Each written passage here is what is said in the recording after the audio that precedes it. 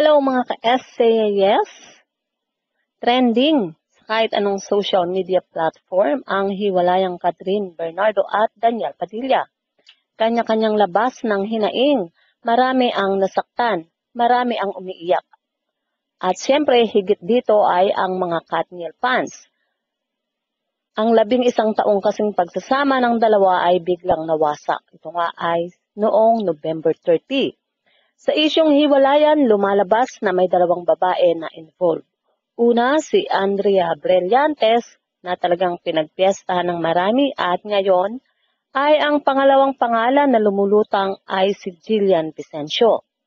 Si Jillian Vicencio ay nakasama ni Catherine at Daniel sa Too Good to be True. Subalit nagbigay agad ito ng pahayag sa Twitter. Sinabi nito na kung maaari ay huwag siyang idamay sa isyong hiwalayang Catherine at Daniel. Si Andrea naman ay nananatiling tahimik. Ngunit bukas ang comment section sa IG nito na talagang makikita mo yung mga masasakit na salitang ibinabato sa kanya ng netizens. Well, sa hiwalayang Catherine at Daniel, respeto naman talaga ang sigaw nitong si Catherine.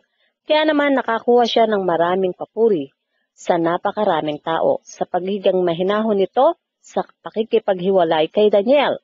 Walang masakit na sinabi para kay Daniel kundi pagmamahal pa rin.